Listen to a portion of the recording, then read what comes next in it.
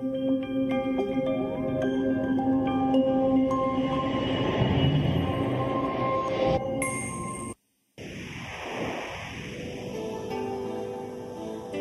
ka pagtuo, usa ka tingog, usa ka katawhan.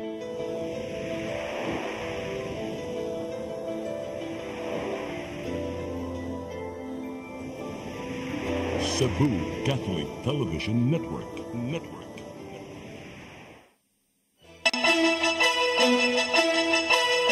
Uluhan sa mga balita sa Sayre 47. Upunganon nagtapuan sa gipagawas nga resulta sa 2024 bar exam.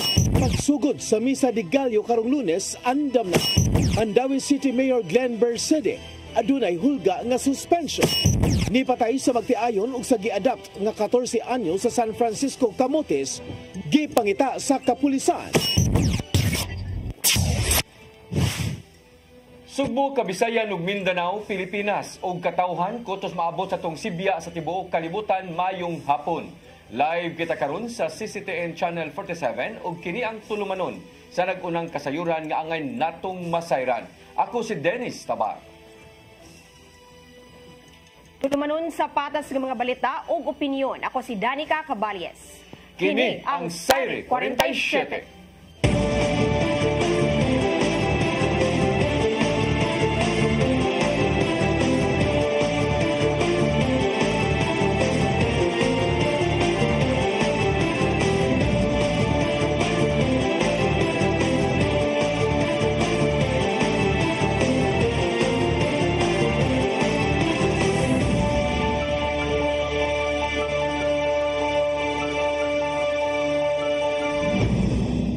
O karon sa kumpletong detalye sa atong mga balita, hingpit na nga gipagawas ang listahan sa mga nakapasar sa nakalabay nga bar examination ning tuiga. Nahimo nga top-notcher ang graduado sa abogasiya sa University of the Philippines nga upunganon nga si Kyle Christian Totor nga adunay score nga 85.77%.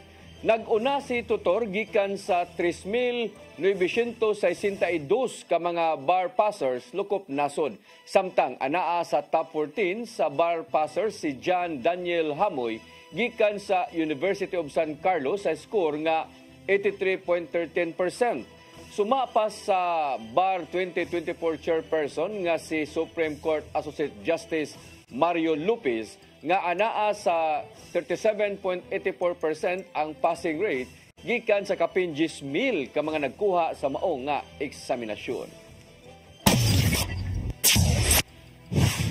Bisitahon ni Arsobispo Jose Palma ang pipila ka mga simbahan sa Cebu aron mangulo sa Misa de Gallo sugod karong Lunes. Sumapa ni Palma nga duawon niya ilabi na kadtong mga gagmay nga parokya o gitukod pa. Sugdan sa Arsobispo ang pagpangulo sa Misa de Gallo sa St. Francis Xavier Parish sa Alegria karong Desyembre 16. Padayon niya ang maong kalihukan sa lungsod sa Sambuan, Medellin, Balamban ug uban pa. Apilusab sa iyang bisitahon maong CCTN Holy Family Oratory karong Desyembre 21 alas 5 sa buntag. Gilauman niya ang padayong paghangop sa tradisyon sa mga Katolikong Pilipino nga mao ang Misa de Gallo. Samtang sa umabot nga kapin 300 kung moabot sa kapin 300 ka mga pulis ang ipakatap alang sa Misa de Gallo sa siyudad sa Mandawi sugod karong Lunes, Desyembre 16. Siyam ka mga simbahan lakip na ang National Shrine of St. Joseph ang gitino nga venue alang sa Misa de Gallo o simbang gabi.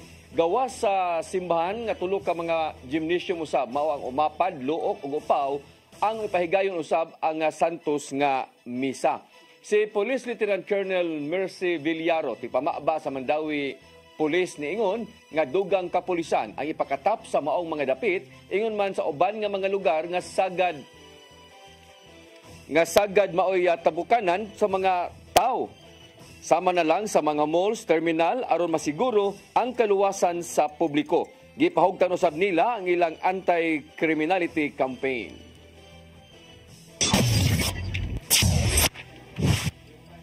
Usa ka delivery van nga dunay kargang parcel dariyot masunog kaganihang buntag. Base sa inisyal nga investigasyon sa kabomberohan, ang i-deliver nga solar lights mao ay gitumbok nga hinungdan. Ang kasayuran ni hato di Crystal Joy Pelerca.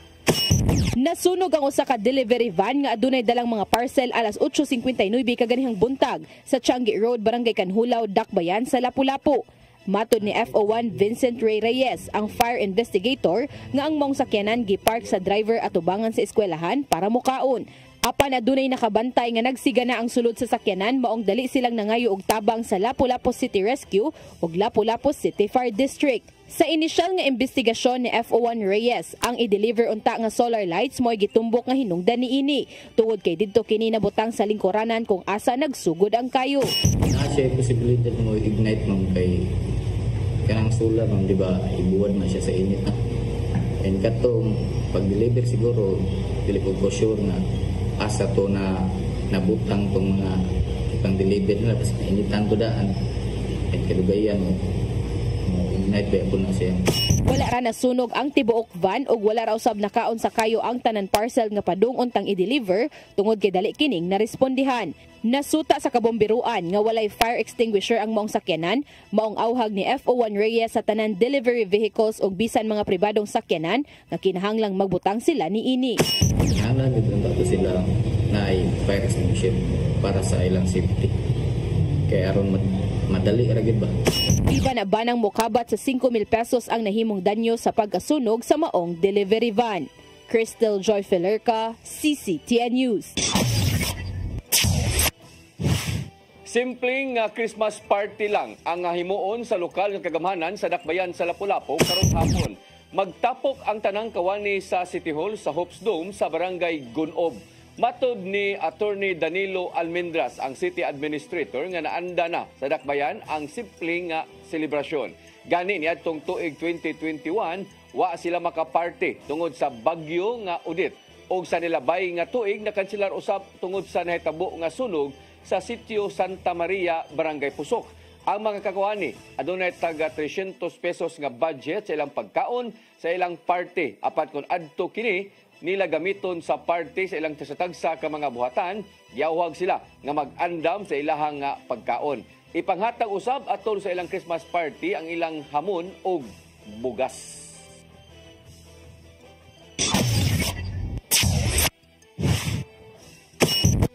Mosunod, Mandawi City Mayor Glenn Bersede adunay hulga nga suspension.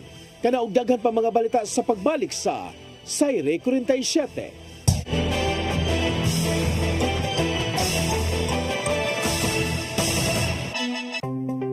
Discover the beauty of the Philippines.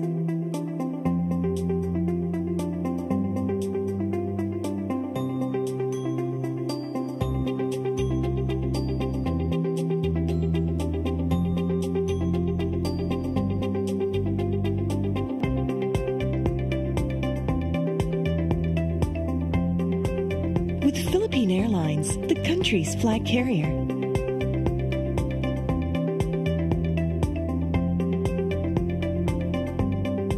The airline that lets you feel the warmth of the nation.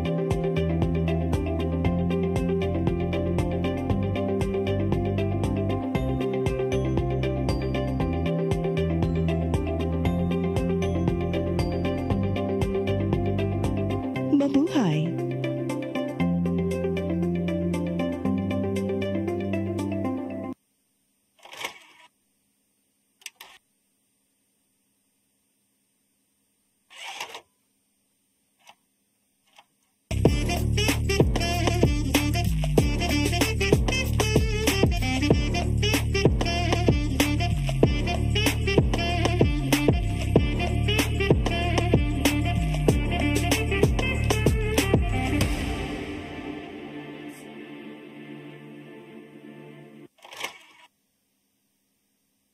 Start today. Unlock the secret to a healthier you. You're worth it. Health is wealth. Health Plus. Easy Flow and Health Mix Plus. Health is wealth. Your path to a new start. Nutrition, Exercise and elimination. water, Sunlight. temperance, air, rest and recreation, and most of all, trust in God. Learn from our doctors. Be blessed by the testimonies of our overcomers. Ang inyong programa, Alam sa may sakit, walay sakit, ug dili ganahan magkasakit. OzoneMed Wellness Clinic New Start. Mapapanood every Saturday, 8 to 9 a.m. Og ang replay airing matag Miyerkules, 1:00 hangtod 2:00 sa hapon. Dinhilang sa CCTN Channel 47. New Start, OzoneMed Health and Wellness Talk.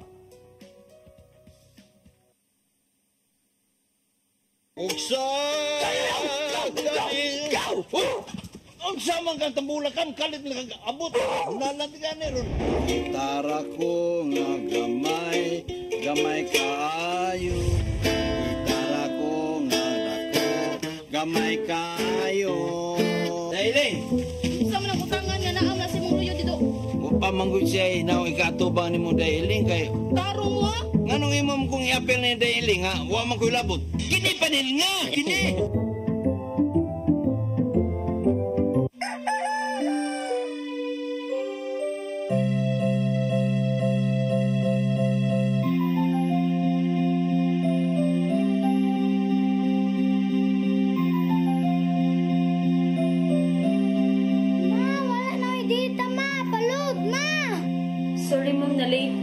Nangita pa mong gusto para internet sa kong anak, ma'am. Ay, wala na yung problema. Pati sinisibo. Sinisibo, sinisibo.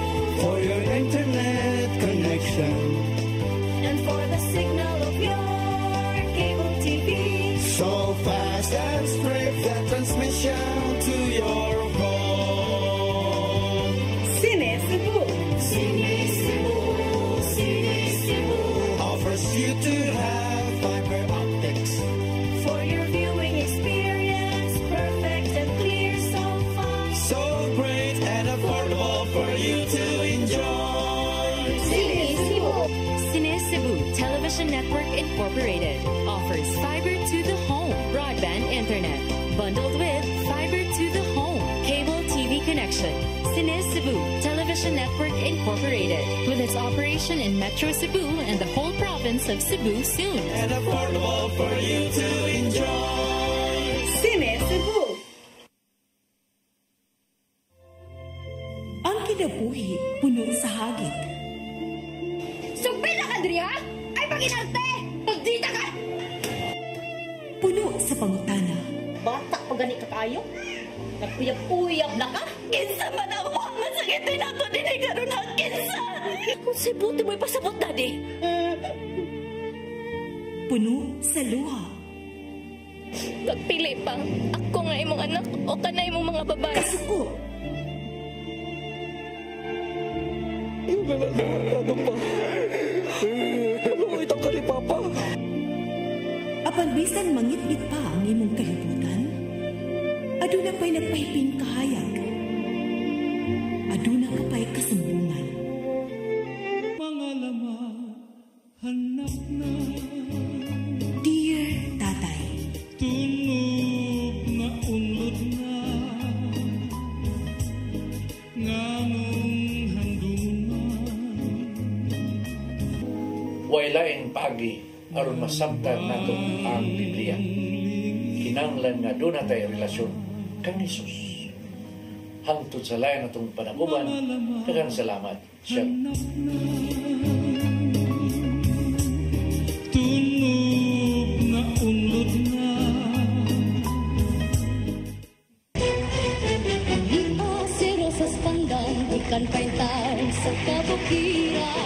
Sharon Reyes, lumad kinagang Parcar Cebu. Nagsugod og awit sa edad nga 2 anyos o nagsugod og salmot sa mga singing contest dihang 7 anyos pa lang. Nakahuman sa kursong Bachelor of Secondary Education, Major in English sa Cebu Normal University. Nahimong Best Interpreter sa Cebu Pop Music Festival. Nakakuhag national recognition dihang nahimong first runner-up sa Star in a Million. Kini mo'y nahimong hagdanan sa iyang kalampusan ug sa ubay-ubayng pasidungog nga iyang kadawat. Sharon Reyes, karpo sa Subo, Subuano ni.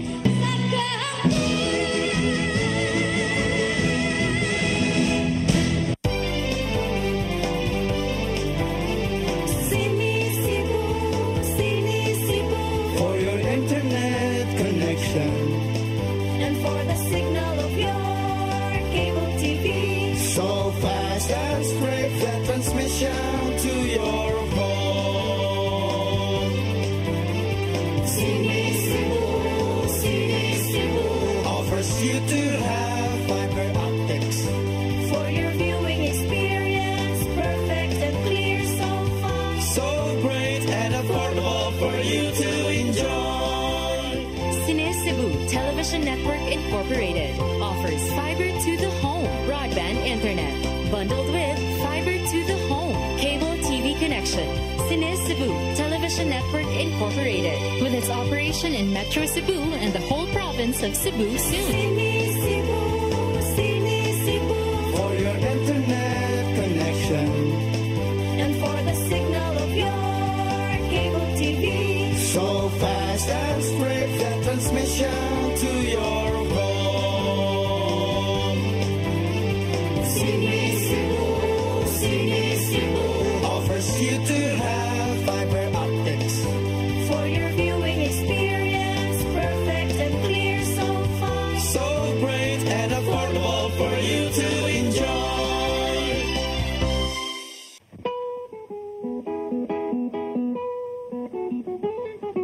Caridad Sanchez, usa sa pinakamaayong character actress sa Philippine cinema.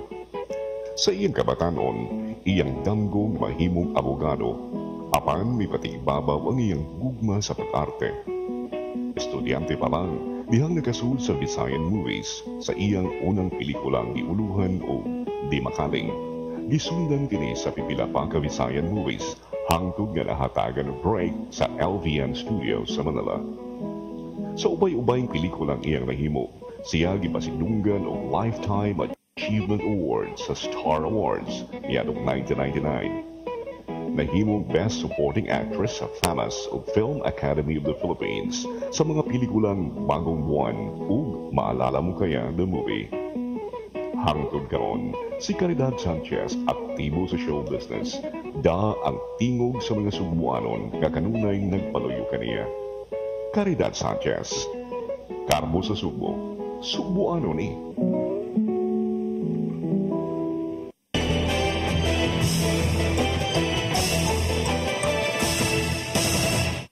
Balik sa atong mga balita, usa ka delivery van nga adunay kargang parcel diryot masunog kaganinang buntag. Base sa inisyal nga investigasyon sa kabumbiruhan, ang i-deliver nga solar lights mo'y gitumbok nga hinungdan. Ang kasayuran ihatod ni Crystal Joy Filerca.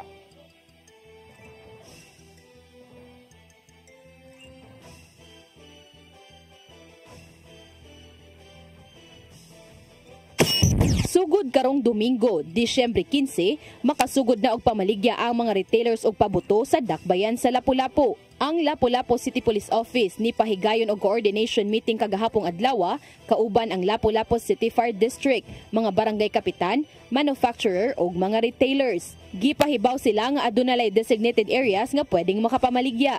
Nahimutang kini sa Barangay Kanhulaw, Barangay Babag ug Barangay Kalawisan. Matod ni Police Lieutenant Colonel Christian Torres, ang spokesperson sa LCPO, nga ang kadtong mga mamaligya nga wala sa gitaganang lugar makonsiderar nga illegal nga namaligya. Karong adlaw gilauman nga maabot ang permit gikan sa Regional Civil Security Unit para sa 30 ka mga individual nga nikuha og 45 kastos. Sila mo ay first batch nga gi-endorso sa kapulisan ug matod pa ni Police Lieutenant Colonel Torres nga ang second batch nga i-endorso adunay 28 ka mga aplikante nga nikuha og 37 kastos. Dugang pa niya nga usa lang ka manufacturer ang authorized nga mobuhat og mga pabuto ug kinahanglan nga sa designated area lang ang pagbuhat niini. Diara gyud ang gi-authorize nga paghimo og mga fireworks o pyrotechnics dito sa designated area. Definitely gibawal na gyud tong katong gisabkon sa mga ubang niyang mga katong gitawag sa unang kooperatiba. Diwa na gito siya kay ma'am ko hinungdan sa katong previous nga incident. Karon nga nagsingabot na ang Pasko ug bag-ong tuig, hugot ang monitoring sa kapulisan sa Lapu-Lapu aron nga mapugnan ang mga illegal nga mobuhat og pabuto ug malikayan ang mga insidente sama sa sunog. Ito ginang monitor, intel monitoring na to as well as ang ito ang pagbisita sa mga katong possible na buhatanan o illegal manufacturing sa pabuto kay di na to gusto mabalik itong itabo sa una. Crystal Joy Filerca, CCTN News. Kadtong maong balita, may kalabutan kato sa papamaligya og pabuto sa dakbayan sa Lapu-Lapu nga magsugod na unya karong Disyembre 16. Nga doon na sila mga designated area nga gitumbok nga adto lang makabamaligya ang mga mamaligya ay pabuto. Samtang sa laing nga balita, Mandawi City Mayor Glenn Bersidi adunay hulga nga suspensyon tungod sa giingong pagtugot kang dismissed Mayor Jonas Cortez sa paglihok isip mayor taliwa sa suspension order gikan sa ombudsman. Ang kasayuran ihatod ni Mary Rose Sagarino. Nagatubang og hulga nga pagkasuspenso si Mandawi City Mayor Glenn Bersidi taliwa sa mga aligasyon nga iyang gitugutan si dismissed Mayor Jonas Cortez nga magpadayon sa paglihok isip mayor bisan sa suspension nga gipahamtang sa ombudsman. Si Bersidi na mahayag nga dili na siya makugang kung adunay ipagawas nga suspension bato kaniya. Sanglit iyang giangkon nga ang mga supporter sa oposisyon nagpost bahin niini sa social media. Pipila sa online post sa Mandawi nagsugyot nga hapit na ang suspension.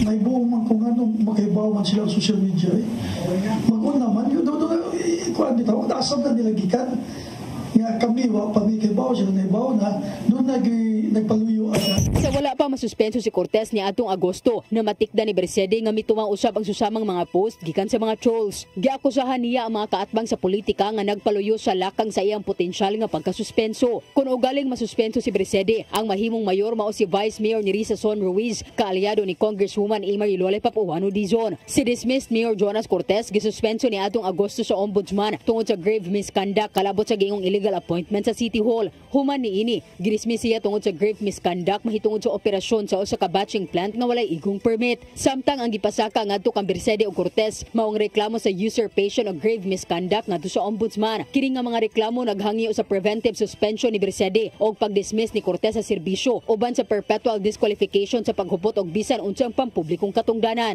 This is really mura bitaw harassment case nga naadyo na palikod. No, it stops us from doing our functions. Kay kami because si Mayor Glenn appeal man sa kaso kay ngano kunong ni-allow siya ani no, so murag nganong ni-allow si Mayor Glenn na invite si Mayor Jonas to speak at a public event. So that's the prerogative of the organizer, the person inviting. So para namo mabaw ni siya. Ang mga aligasyon nag-ingon nga padayon nga ni function si Cortez pagka-mayor o gayong ni pirma pa og dokumento usa ka adlaw human ang suspension order ni atong Agosto 21. Katawanan kay nasanan no nga kaso because number one, we know for a fact na when it was served there was no implementation order. However, Mayor Jonas voluntarily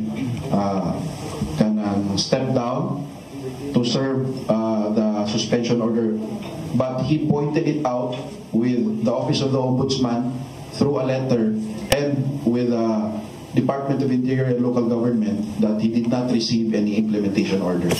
Mary Rose Sagarino, CCTN News. Negros Oriental Provincial Government niabag sa mga apektado sa pag-ulbo sa bulkang Kanlaon. Moabot usab sa 4.5 million pesos nga quick response fund ang gigahin sa Kanlaon City LGU subay sa maong katalagman. Ang kasayuran hatod ni Gian Navarro. Miabag ang Negros Oriental Provincial Government sa mga naapektuhan sa pag-ulbo sa bulkang Kanlaon. Bibisita kagapon si Governor Chaco Sagarbarria sa mga residenteng nihiklin sa tagsa-tagsa nilang evacuation centers. Nakahigayon sila sa pagpakisayod sa kahimtang sa mga namakwit ilabi na kadtong mga nipalayo sa 6-kilometer permanent danger zone. Gitaho ni Sagarbarria gagipagabit nila ang mga dagkong sakyanan aron ihatod ang mga residenteng gipahubos sa forced evacuation. Samtang moabag ang kagamanan sa probinsya aron pakanon ang mga evacuees sulod sa 15 kaadlaw. Giango pinuon ni Mayor Jose Chubasco Batchuk Cardenas ang tabang gikan sa provincial government sukad sa unang pag-ulbo sa bulkang Kanlaon niadtong Hunyo. Gibutyag usab niya nga kaya sa city government ang pagtubag sa gibantayang katalagman pinagi sa 4.5 billion pesos nila nga quick response fund. Nasayran nga nagpabilin sa state of calamity ang Kanlaon City maong walay Christmas party ang LGU aron pagduyog sa kabalaka sa mga konstituente. Sa monitoring sa FIVOC sa nakalabayng 24 oras, nakatala sila og 13 ka mga pagbuga og abo nga hangtod usa ka oras. 7 ang natalang volcanic earthquakes ug dulan 4,000 ka tonelada nga sulfur dioxide gas ang gipagawas gikan sa baba sa bulkan. Gian Navarro, CCTN News. Pipila ka mga senador na sagbuyo sa ginangatan sa 2025 annual budget nga napirmahan sa Senado o Kongreso. Tungod kini sa pagminus sa pundo nga gigahin sa pipila ka mga ahensya sa gobyerno. Ang kasayuran ihatod pagbalik ni Gian Navarro. Nasagmuyo ang pipila ka mga senador bahin sa gidusong 2025 national budget gabukabat gato sa 6.352 trillion pesos. Bag-uhay lang napirmahan o ratified sa Senado o Kongreso ang committee report bahin sa gidusong pundo sunod tuig. Wala gikalipay sa mga senador ang zero subsidy alang sa PhilHealth sunod tuig. Sumapa ni Senador Risa Ontiveros usa kini kakalapasan sa konstitusyon kay nahikawan man ang mga kabus sa serbisyo medikal. Samtang gipasanginlan ni Senador Cynthia Villar ang giingong kakuwang sa pagtagad sa PhilHealth sa ilang tahas ngadto sa kadaghang pundo nga wa pa napahimos. Kasi bakit namin naisauli sa gobyerno kung wala silang PhilHealth? Di ba may naisauli sa gobyerno? Paano naisauli yun? Di-demanda nila. Nakinausap ni Senate President Francis Cheese Escudero nga ang ngayang hinuklugan sa PhilHealth ang zero subsidy tungod sa gingong kapakya sa ilang tinguha. Ilabi na nga anaa sa 600 billion pesos ang ilang reserve funds. Wala usab gikalipay sa ubang senador nganong niminus ang pundong gigahin alang sa ubang ahensya sama na lang sa Department of Science and Technology ug Department of Education. Samtang adunay pipila ka mga senador ang nipadaplin una bahin sa giuyo ng pundo sunod tuig. Sumapa ni Senador Bongo iyang sukit-sukiton ang unod sa committee report mao wala siya ni pirma aron hayon na masiguro ang pagpundo ilabi na sa health programs. Atul usab sa pagbisita ni Senador Bong Revilla Jr. sa Sugbo, gibutyag niyang wala nanginlabot sa unod sa national budget. Nakita niyang walay perpektong budget alang sa nasod. Pero they did their best. Ako, hindi na ako nakisali. Naging vice chair ng finance or mag-handle ng budget ng public works. Sabi ko, hands off ako dyan because I don't want to be part of it. Basta ang importante, ma-handle nila ng tama. And siguro naman, na-handle nila ng tama yan. Pero, syempre, as I said, there's no such as perfect budget. Naunang mapirmahan ni Presidente Bongbong Marcos Jr. ang 2025 national budget sa dili pa ang Pasko sa higayong maabot na sa iyang buhatan ang General Appropriations Bill. Gian Navarro, CCTN News. Giklaro sa mga opisyales sa Mandaue City nga wala sa syudad ang nasakmit sa otoridad nga depleted uranium. Bisan pa man niini, gawhag ni Mayor Glenn Bercede ang otoridad sa hingpit nga pakisusi aron dili gyud makasud sa Mandaue City ang uranium tungod kay delikado ang maong radioactive materials. Ang NBI Central Office nag-ingon ni adtong Lunes, kapin 100 ka kilo nga radioactive materials ang ilang nasakmit sa managlaing operasyon gipahigayon sa Mandaue City, Pasay City ug Cagayan de Oro City gikan sa Oktubre hangtod Nobyembre. 60 kilos niini matud pa gikan sa Mandaue City.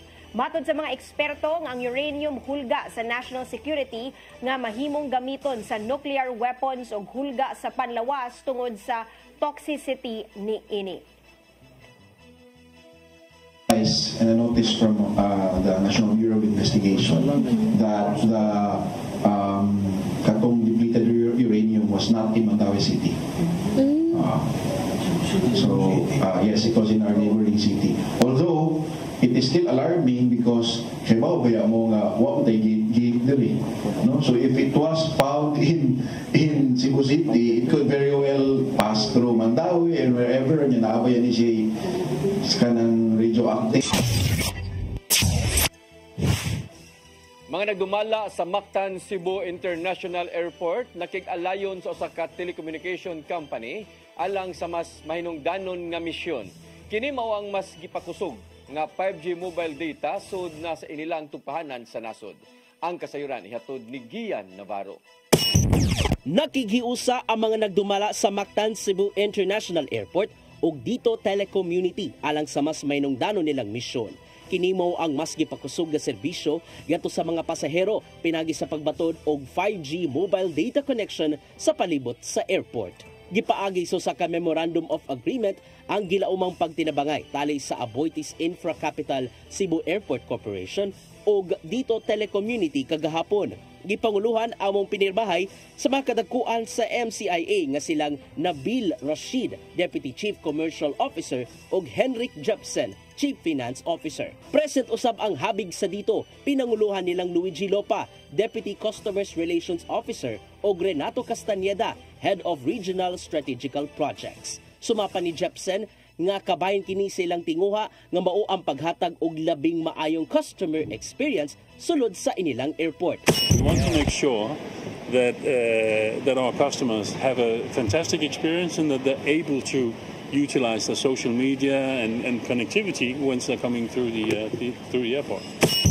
Usab di Lopa nga kinanglanon ng paspas nga internet connection alang sa mas klarong komunikasyon sa mga mahal sa kinabuhi. One of the first things, as you know, global travelers do when they reach an airport is to look for the connectivity service. So I think it's important to provide that world-class, best-in-class service. So ang tamas gipakusog nga mobile data entero airport. Lauman sa mga biyahero ug bisita sa Mactan Airport ang paggiya kanila og personalized advertisements. Apan na paglantawan sa isig kahabig ang mas malungtarong tinguha sa ilang pagpakig-alayon nga mao ang digitalization sa ilang serbisyo. To ensure that we are not only better connected, but also that our business in the airport is thriving, that we can offer new services to our customers. Where the management of the airport wants to take it in terms of, I guess, where best customer experience will happen. So as Henrik said, we are the enablers to that. And we're just bringing the technology to enable them to achieve their strategies and their visions. Navarro, CCTN News.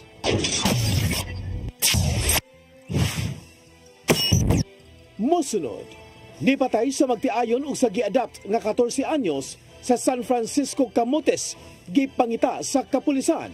Kana og daghan pa mga balita sa pagbalik sa Sayre 47.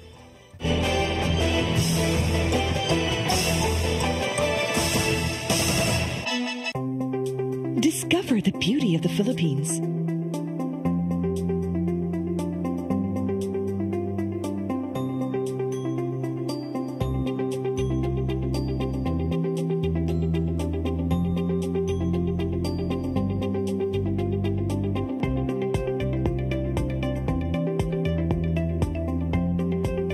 With Philippine Airlines, the country's flag carrier.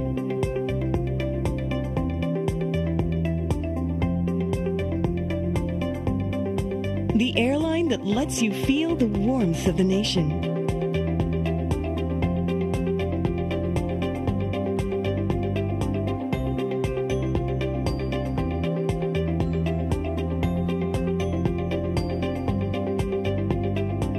Mabuhay!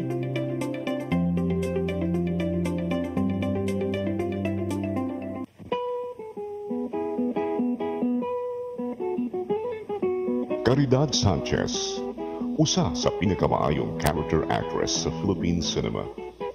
Sa iyang kabatanon, iyang damgong mahimong abogado, apan may patibabaw ang iyang gugma sa pag-arte. Estudyante pa lang, dihang nagasuod sa Visayan Movies sa iyang unang pelikulang Giuluhan o Di Makaling. Gisundan kini sa pipila pa ka Visayan Movies hangtod nga nahatagan ng break sa LVN Studio sa Manila. Sa ubay-ubayng pelikulang iyang nahimo, siya gipasidunggan og Lifetime Achievement Award sa Star Awards niadtong 1999. Nahimong Best Supporting Actress sa FAMAS o Film Academy of the Philippines sa mga pelikulang Bagong Buwan ug Maalala Mo Kaya the Movie. Hangtod karon, si Caridad Sanchez aktibo sa show business, da ang tingog sa mga Subuanon nga kanunay nagpaluyo kaniya. Caridad Sanchez, Karmo sa Subo, Subuano ni. Your path to a new start. Nutrition. Exercise and elimination. Water. Sunlight. Temperance. Air. Rest and recreation. And most of all, trust in God. Learn from our doctors. be blessed by the testimonies of our overcomers. Ang inyong programa, Alang sa may sakit, walay sakit, ug dili ganahan magkasakit. Ozone Med Wellness Clinic New Start. Napapanood every Saturday, 8 to 9 a.m. Og ang replay airing matag Miyerkules, 1:00 hangtod 2:00 sa hapon. Dinhilang sa CCTN Channel 47. New Start, Ozone Med Health and Wellness Talk.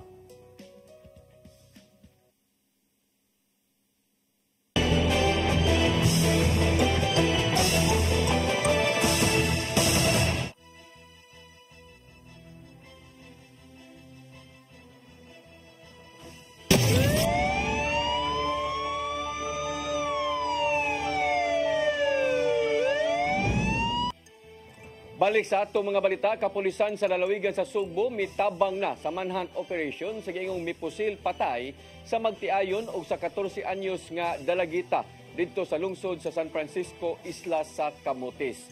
Ang mao nga gunman gituo ang nakalabang na sa mainland Cebu. Ang kasayuran ihatod ni Arnold Bustamante.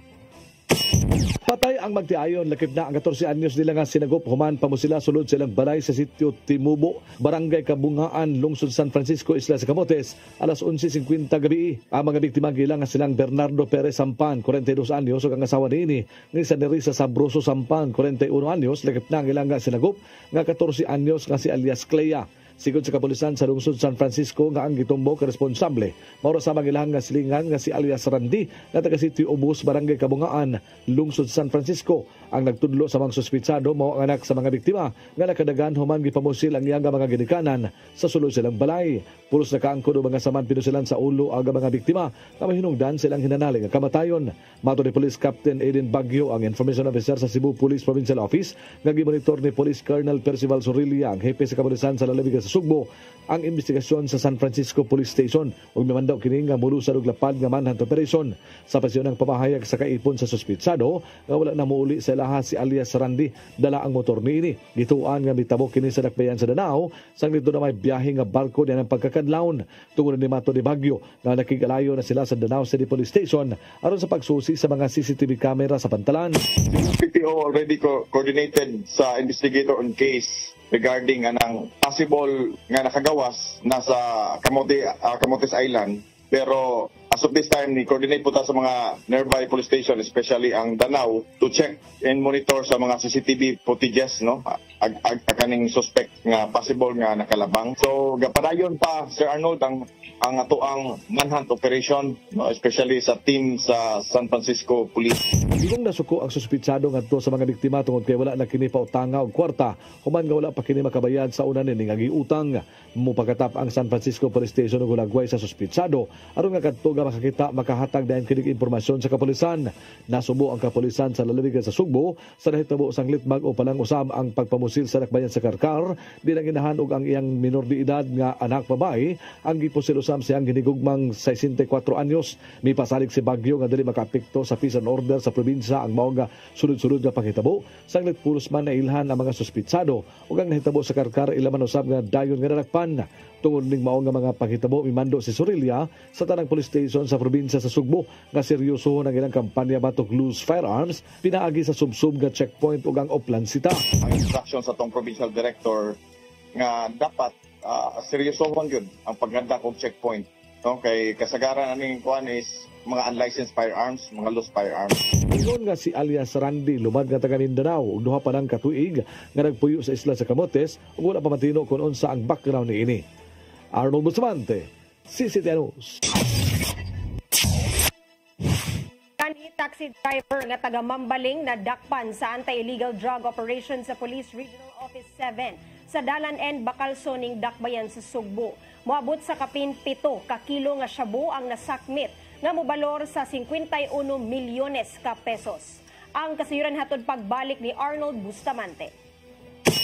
Moabot sa 51 milyones ka pesos nga balor sa illegal nga drugas na nasakmit sa Regional Police Drug Enforcement Unit 7 uban sa Regional Intelligence Unit 7 atol sa anti-illegal drug operation ini alas 5 ganinang buntag sa Enbacalso Street, Barangay Mambaling sa siyudad sa Sugbo.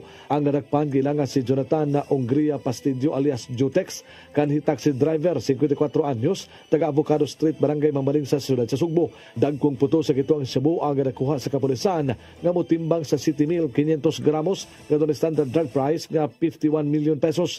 Kasamtangang nagkipabot sa investigasyon si Jutex kung asa gikan ang maong ginakanon sa illegal nga drugas. Gihimakak ni Jutex nga iha ang maong ginakanon sa illegal nga drugas ang litigo lang siya nga gisugo nga ipahatod kini kay Dunay mopalita. Matod niya nga bag-o pa siya niini og napugos lang siya sa pagsulod kay wala siya trabaho og ang kalisod sa panginabuhi ang nagtukmod. Yang gibutyag sa interview sa mga tigbalita nga matag kilo kung mabaligya niya kini duna siya tag 10,000 pesos nga suhol. Niadto miyaging adlaw lang naabot ang maong supply sa illegal nga drugas. Di nang tagiya manawag lang niya ug mopahibaw nga doon mo abot nga supply. Ang nagtukmod niya nga mosulod sa mga matang sa panginabuhi mao ang iyang kailang nga mausab ang trabaho. Mipanahon pa sa ng investigasyon ang Police Regional Office 7 sa suspitsado kung kinsa gyud ang iyang tinubdan sa illegal nga drugas. Una nang gimonitor ang suspitsado human migawas ang pangalan nini sa nanglabay nga mga nadakpan din siya ang gitudlo nga tinubdan sa ng illegal nga drugas. Gipaubos dayon sa monitoring og validation kunon sa katinuod ang kasayuran nga ilang nakuha. Gigong makabaligya si Pastidio og 5 nga tona sa 10 kilos nga Cebu matag semana din ang iyang area sa distribution mao aga mga syudad sa Sugbo, Mandawig, Lapu-Lapu, lagip na aga mga siling ang lungsod sa lalawigan sa Sugbo. Gikan matud pa sa lusur ang supply sa illegal nga drugas nga gisubay na sa kapulisan kung kinsang tag-iya. Kalapasan Section 5 ug 11 Article 2 Republic Act 9165 ang ipasaka nga kaso batok sa suspitsado. Arnold Bustamante, CCTV News. Samtang sa laing balita, mupalit ang kagamhanan sa syudad sa Sugbo o incinerator alang sa pagsunog sa mga ginadili nga drugas nga nasakmit sa mga tinugyanan sa Balaod. Atol sa panagsabot uban ang Regional Peace and Order Council, andam si Mayor Raymond Alvin Garcia nga mugahin og 5 milyones ka pesos aron sa pagpalit niini. Suma pa niya nga pinaagi sa pagbaton og kaugalingon nga incinerator, mahipos ra diha-diha dayon ang mga ginadili nga drugas human nga gigamit isip ebidensya sa korte. Nasayran nga sagad sa pagpahigayon og kapulisan og ang piniya sa paghipos sa mga drugas adto sa kapunerarya sa Maydan Hongkera kung adunay bakante nga panahon. Sa gayon nga makapalit ang syudad og incinerator, itugyan kini ngadto sa mga kadagkuan sa Philippine Drug Enforcement Agency kun PDEA 7. Mao kadtong naglangkob sa atong mga balita sa Sayri 47, ako si Dennis Tabar. Sa atong Christmas countdown, 12 ka adlaw na lang sa dili pa ang Pasko. Ako si Danica Caballes, hangtod ugma sa inyong paborito. Sayri 47.